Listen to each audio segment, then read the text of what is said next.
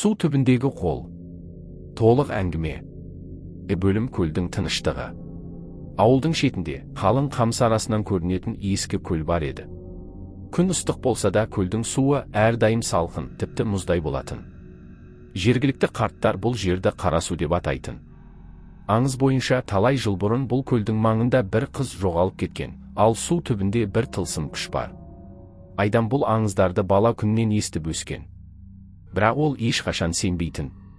Қайта достары қорқып бармайтын жерлерді өзі барып көргенді ұнататын.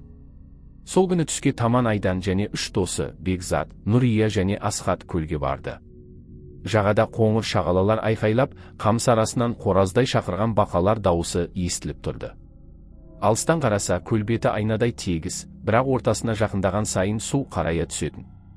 Осы жерде біреу жоғалып кетті дейді ғой, деді Нұрия қамысты шетке ысырып жатып. Иә, деді Бекзат, менің әжем айтқан. Бір қыз, аты Мариям екен. Түнде суға батып кетіпті, бірақ денесін таппаған. Айдан жымиып, аңыз ғой, сендер соған шын сенесіңдер ме? Деді. Ол киімін шешіп, суға бірінші болып түсті.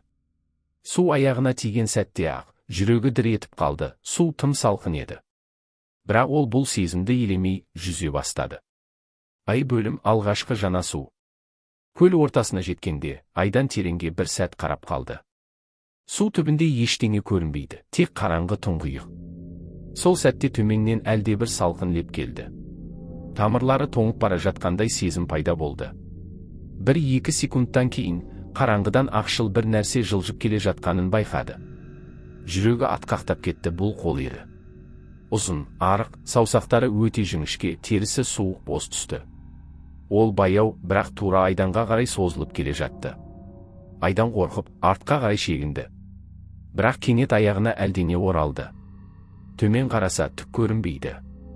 1 секундтан кейін сол әлдене қозғалып, тобығын қатты қысып ұстады. Суық саусақтар. Айдан бар күшін салып тыпырлады. Су бетінде толқындар шыға бастады. Достары жағада не болып жатқанын түсінбей, оған айқайлап жатыр. Айдан, не істеп тұрсың? Су астынан әлдебір дыбыс естілді. Бұл әйел дауысы еді. Су астында да анық естілетін сыбыр. Қал, менімен бірге қал. Сол сәтте Айдан аяқ киімін жұлып алып, жағаға қарай жанталаса жүзіп шықты. Көлдің құпиясы. Жағаға шыққан Айдан тізерлеп отырып, ауа жұтып, жөтеліп, терін сүртті. Не болды? Деп сұрады Бекзат. Суық біреу ұстап алды, деді Айдан, бірақ достары күліп жіберді. Сол түні ол үйіне оралғанда ерекше бір үн естіді, судың тамшылаған дыбысы. Терезеге жақындаса, әйнекте дымқыл іздер бар. Сол сәтте сырттан бір сұлба көрінді. Әйел бейнесі, шашы су, көзі қара. Әйнекке жабысып тұрған дәл сол қол. Мариямның тарихы. Ертесінде Айдан бұл жайлы ауылдағы қарт анадан сұрады. Иә, балам. Мариям көрікті қыз еді. Көп жыл бұрын дәл сендей жаста түнде көлге жалғыз барған. Таңертең із-түссіз кетті. Адамдар оның сүйегін таппады. Кейбірі су өзіне алды дейді. Ал кейбірі, деп қарт аялдады, ол біреуді күтіп жүр дейді. Кімді? Деп сұрады Айдан. Өзіне ұқсайтын біреуді. Соңғы сәт. Келесі түн. Айдан үйінде жалғыз отырғанда қайтадан судың тамшысын естіді. Бұл жолы дыбыс үй ішінен келді. Еденге қараса, су тамшылары із болып, есікке қарай кеткен. Есікті ашқанда дәл алдында су толып тұрған көл көрінді. Жағада Мариям тұр, қолын созып.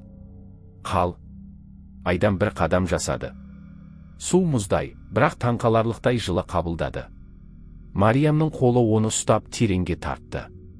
Таңертең көл жағасында тек Айданның аяқ киімі ғана қалды. Ал түнде көл бетінде 2 сұлба жүзіп жүрді. Тұңғиықтың тынысы, аяқталуы. Айдан судың астына кеткен сәтте, айналасын толық қараңғылық басты. Ол көзін ашып көрді, айналада тек қою көкшіл тұман секілді су, ешқандай жарық жоқ. Бірақ бір сәтте, алыстан әлдебір жарық сәуле көрінді.